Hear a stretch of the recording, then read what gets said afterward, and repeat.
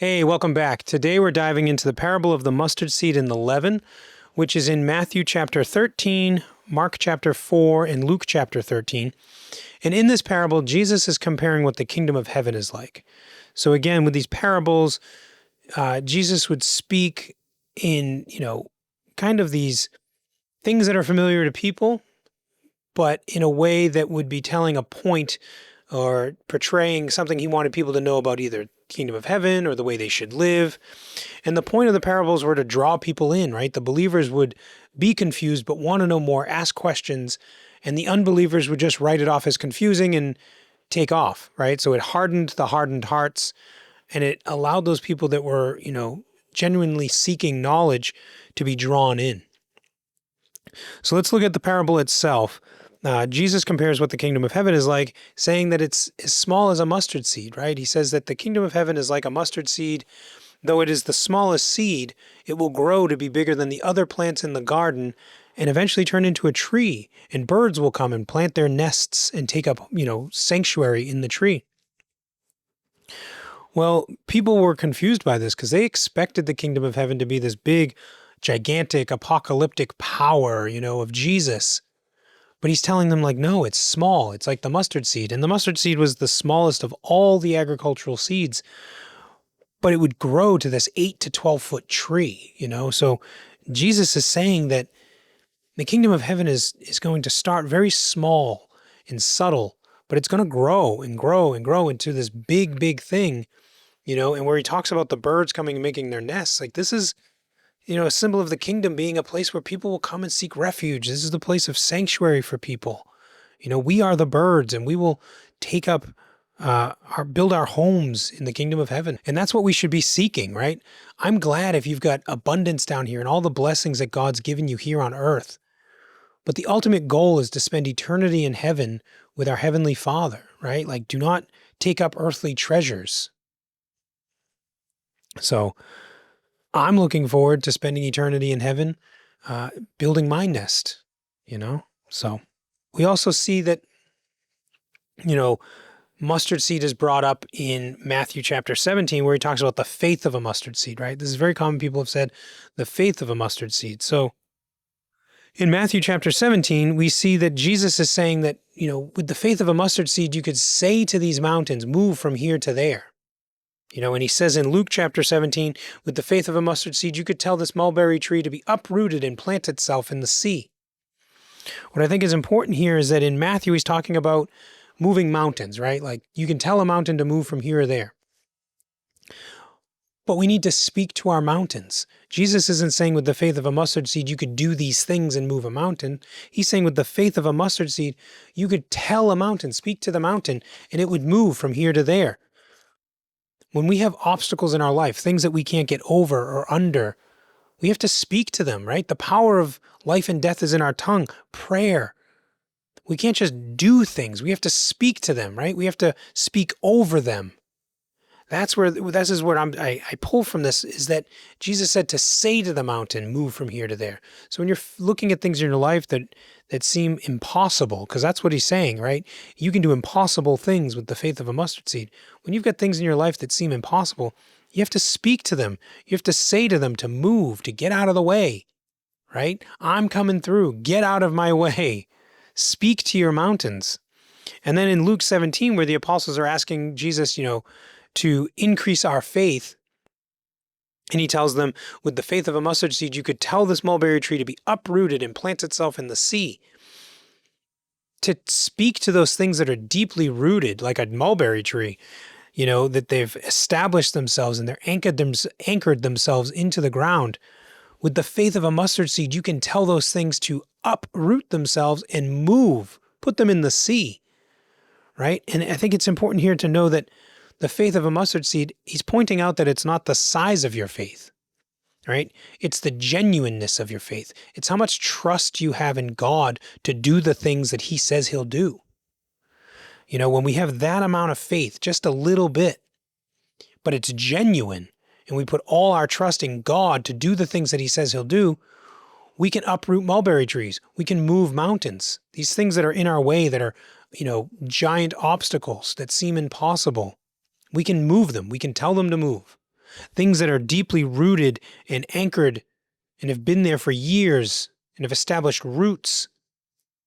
With the faith of a mustard seed, we can just uproot them. We can move them, get them out of the way. Right? With these things in your life that you feel like, well, they've been part of my life for so long and I just don't know. The faith of a mustard seed, you can uproot those. You can pull them out and throw them in the sea. Or these things, these trials or tribulations that we get faced with, these, obstacles that feel impossible to overcome or to get around. Those are your mountains. With the faith of a mustard seed, we can tell them to move. Get out of my way from here to there. It's the same thing with the kingdom of heaven. It's small, but it'll grow. And then we look at the parable of the leaven, which follows right behind it, right? And Jesus is saying that the leaven placed in 3 measures of flour. 3 measures was enough to feed about 100 people. So a little bit of yeast or leaven in flour, that's the kingdom of heaven, right? It's that little subtle yeast.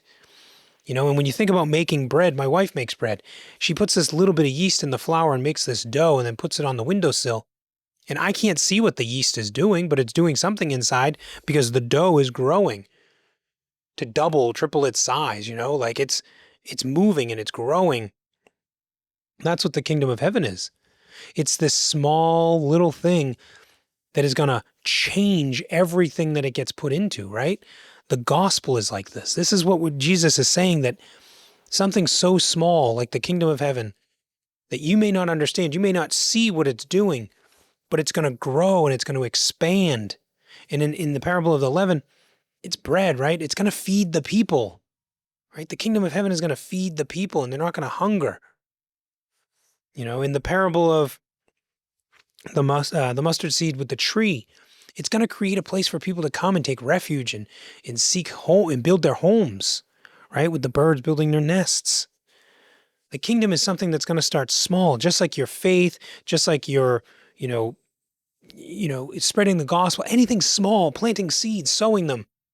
You have to trust, have genuine faith and put your trust in God and have the faith of a mustard seed that it's going to do what God says it's going to do, right? This is the parable of the mustard seed. It's that it doesn't matter how big something seems, we can speak to it. It doesn't matter if it doesn't seem this big, apocalyptic, gigantic power now, but it's going to grow. Just like the mustard seed, it's going to grow into an 8 or 12-foot tree. That's what the mustard seed did. It was this tiny little seed, smallest of all the agricultural seeds, and yet it grew into an 8 to 12-foot tree.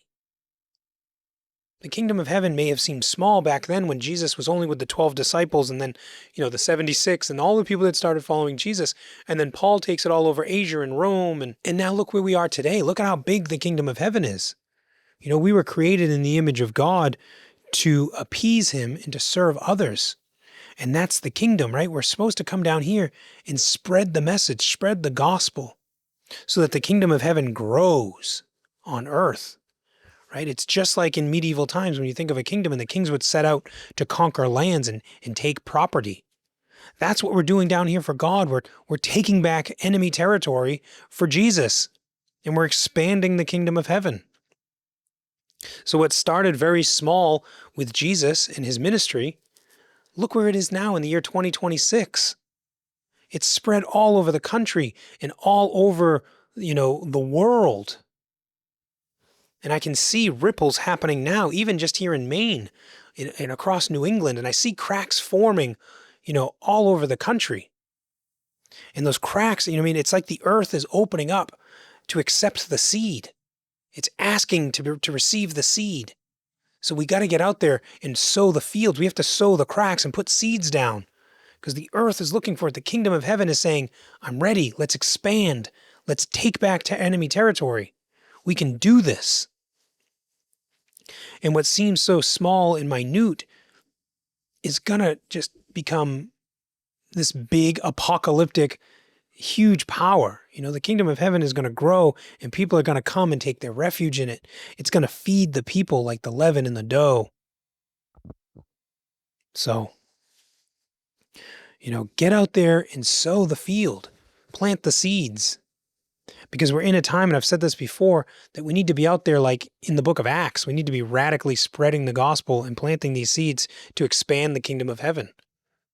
When I talk to people about evangelizing and spreading the gospel and planting seeds and why I just look for a crack and I just will sow as much as I can, it's because it's like looking at somebody on a train track and you see a train coming at them, right? If you don't do anything, if you don't warn them that the train is coming, how are you going to feel?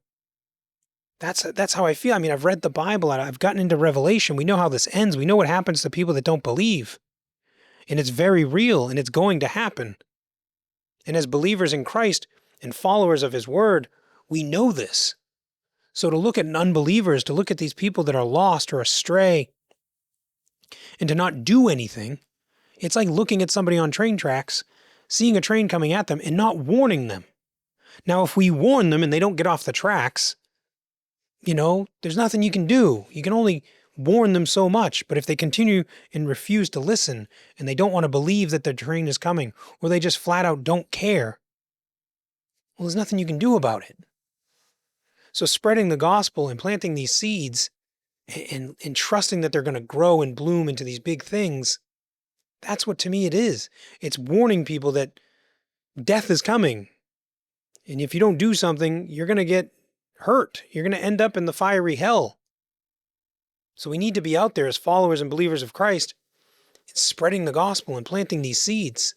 Because I know personally, I couldn't live with myself if I knew somebody was going to get hurt and I didn't do anything. I didn't at least give them a chance to get off the tracks. So if you're out there, warn people, plant some seeds, because I'm telling you, I can see it across the country that these cisterns are breaking, the earth is opening up, and it wants to receive the seed. The kingdom of heaven is spreading more and more, but it needs us to be out there planting the seeds, using the faith of a mustard seed to plant the mustard seed. Whew. Hope you enjoyed this episode on the mustard seed and the leaven. If you're more interested, I dive deeper into this parable in an episode where I talk about, making bread. So I'll try to link that in the description, or I'll put it up here. So take a look at that. And hope everyone's having a great day. Thank you again for being here, and stay blessed by the best. Thanks.